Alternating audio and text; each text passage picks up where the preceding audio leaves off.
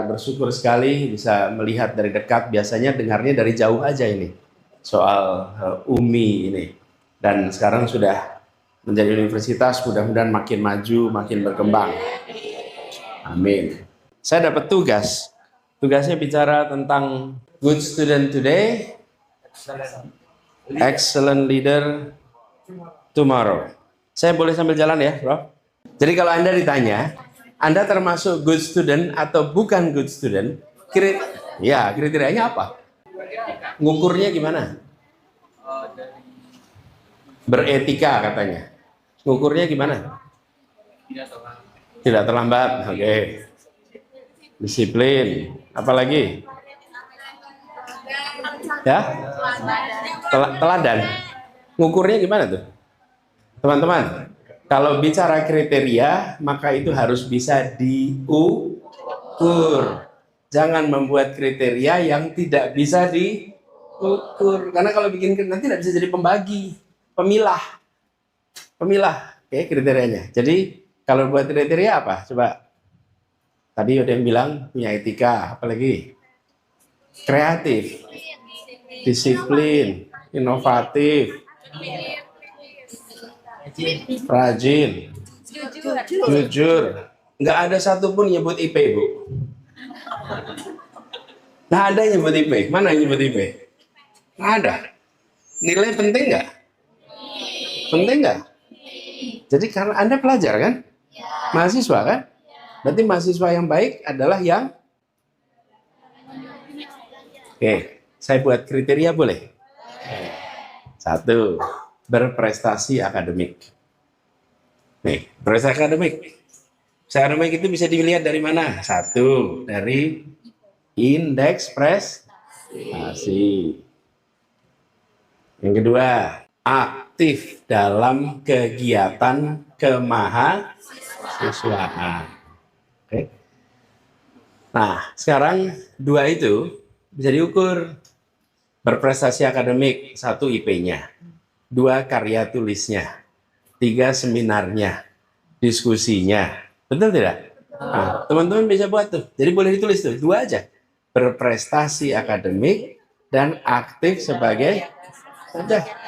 Jadi kalau ditanya good student apa, pakai 2 itu aja dulu. Nanti di dalamnya ditambahin tuh ukuran macam-macam. Tapi 2 itu. Untuk bisa mahasiswa berprestasi harus disiplin, betul tidak? Harus kerja keras, harus rajin. Tapi ujungnya ada ukurannya. Indeks prestasi.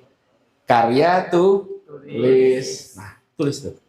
Terus yang kedua adalah aktif dalam kegiatan kemahasiswaan.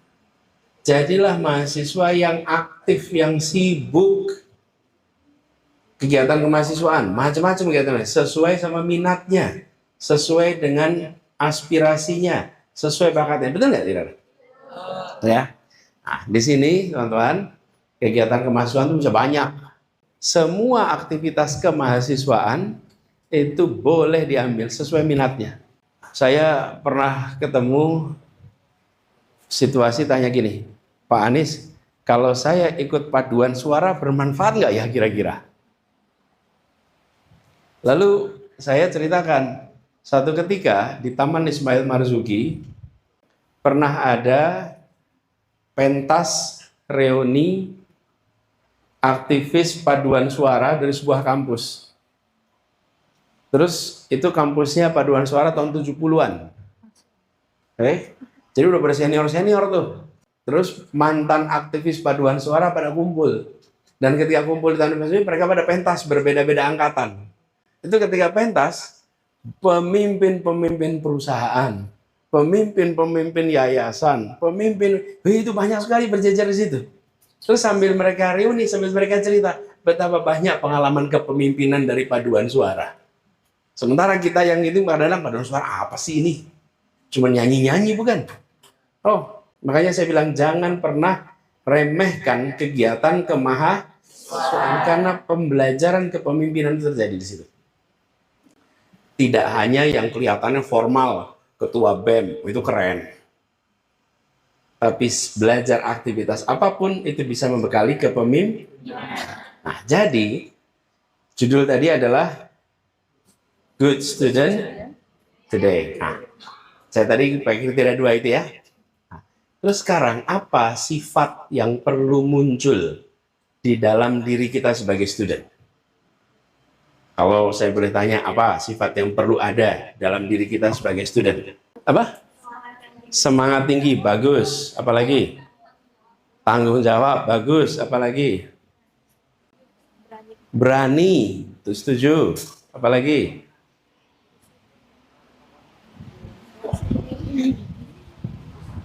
Apa? Disiplin, boleh. Apalagi? Saya boleh usul sifat yang perlu muncul. Rasanya ini sifat yang boleh untuk semuanya. Namanya pembelajar. Sifat terus ada. Pembelajar. Karena kalau kita punya sifat pembelajar, maka kita akan mau dan mampu mengambil manfaat dari 2 track tadi. Track kegiatan akademik dan kegiatan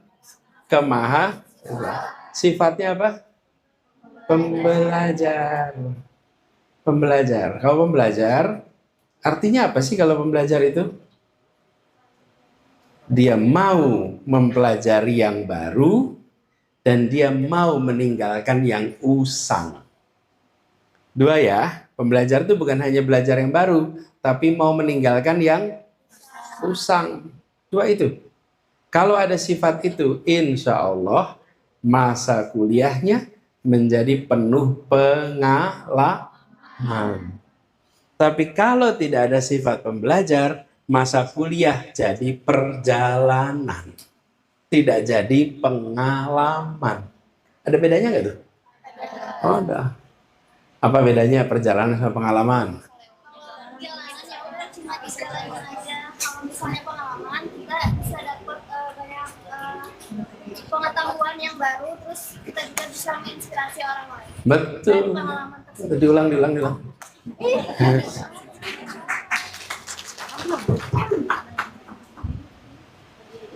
Ya, boleh. Yuk. Langsung aja. Kalau perjalanan itu kita hanya menjalani apa yang ditugaskan, misal dari kampus suruh menjalani ini, ya udah jalanin aja gitu tanpa ada pengalaman. Nah, kalau misalnya pengalaman itu kita jadi mengetahui banyak hal atau mempelajari banyak hal baru dari pengalaman tersebut dan bisa menginspirasi orang lain. Gitu. Namanya siapa? Siti Naila Zahra. Panggilannya? Panggilannya saya. Ya enggak lah. Oh, panggilannya siapa? Naila. Tuh, Naila udah cerita tuh. Pengalaman dengan teman-teman mahasiswa semua. Banyak sekali di antara kita yang menjalani tanpa mengalami. Karena tidak ada sifat tadi. Namanya apa? Pembelajar. Kalau ada sifat pembelajar, apapun yang dijalani berubah jadi pengalaman. Tapi kalau nggak ada sifat pembelajar, ya jalanin aja. Saya beri ilustrasi ya. Saya mau merekrut pengemudi.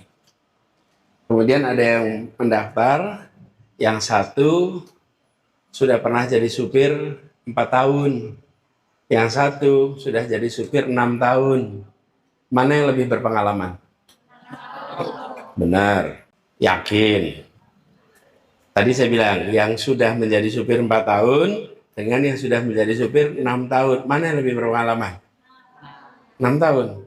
Nih, yang 6 tahun tiap hari bekerja, rutenya itu terus. Yang 4 tahun tiap hari lihat peta. Mana yang lebih longgar? Mana traffic yang lebih cepat? Mana jalan kecil yang bisa memangkas? Dia ber-4 tahun. Kira-kira yang lebih punya pengalaman banyak mana? Jadi kalau ditanya jumlah tahunnya, yang 6 tahun kelihatan lebih panjang. Kalau ditanya pengalaman, 4 tahun. Karena itu teman-teman, umur biologis Anda mungkin kalah. tapi umur intelektual Anda bisa menyalip orang-orang yang lebih tua daripada Anda. Iya. Karena itu bisa aja, oke itu umur 50 tahun. Ini buat 35 tahun. Bisa jadi 35 tahun umur intelektualnya lebih panjang. Kenapa? Dia baca lebih banyak, berdiskusi lebih banyak, betul nggak? Jadi teman-teman, anak muda itu bisa mengalahkan orang yang umurnya lebih tua. Anda salib aja itu semua. Pakainya syarat tadi kata apapun itu, kitab ini, buku ini, Anda bisa baca semua itu. Anda akan bisa melampaui begitu banyak batas waktu dengan satu kata. Jadi teman-teman, ingat-ingat nih, ada perjalanan dan ada pengalaman. Yang Anda kejar yang mana? Dan saya sering sekali ketemu itu. Saya sering sekali ketemu seseorang ketika datang menunjukkan CV. Pak, CV saya ini. Bentar, saya mau ajak ngobrol dulu. Kita ngobrol nih. Begitu diajak ngobrol, kelihatan mana yang berpengalaman, mana yang kurang berpengalaman. Jadi adik-adik semua, masa kuliah di Umi berapa lama? Berapa tahun?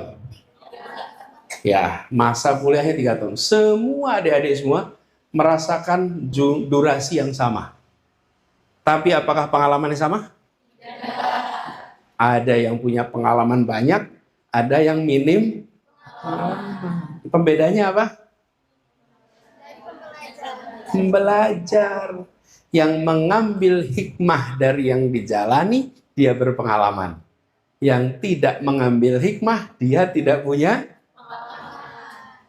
Dari semua, saya ingin sampaikan ke depan, kepemimpinan itu ditumbuhkan dari awal.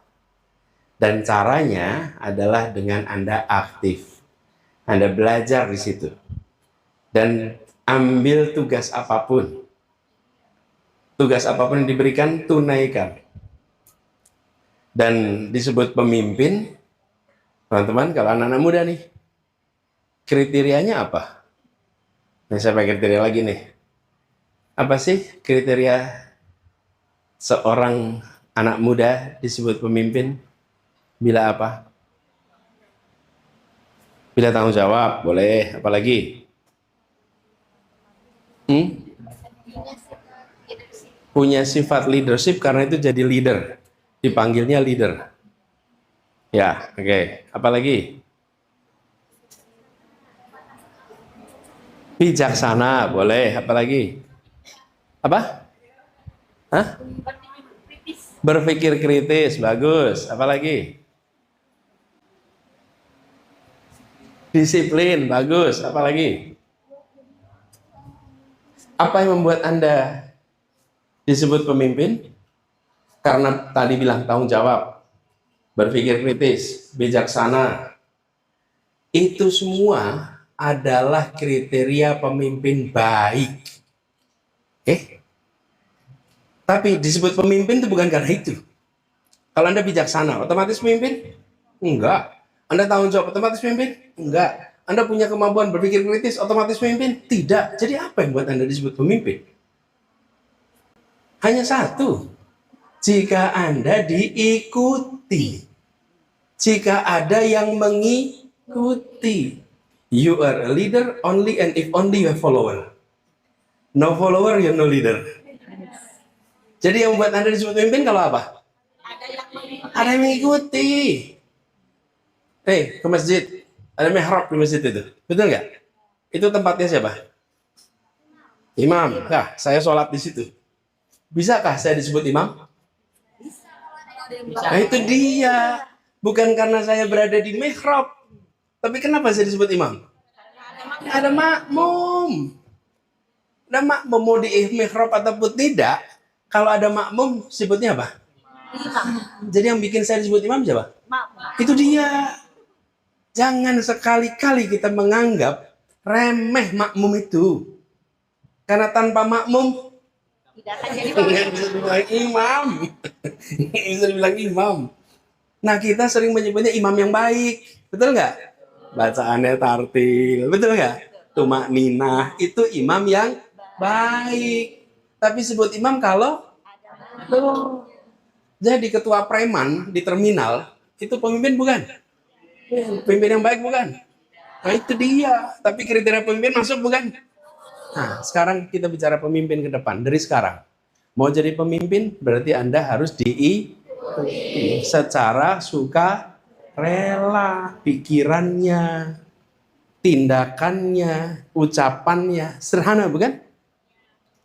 Jadi anak muda itu disebut pemimpin bukan karena punya jabatan. Dia disebut pemimpin karena dia diakui oleh sebayanya. Kalau dia diakui sebayanya, maka dia bisa disebut sebagai pemimpin. Kalau dia tidak diakui sebayanya, maka tidak disebut pemimpin. Banyak tidak anak yang kelihatannya prestasinya menonjol, tapi nggak diikuti teman-temannya?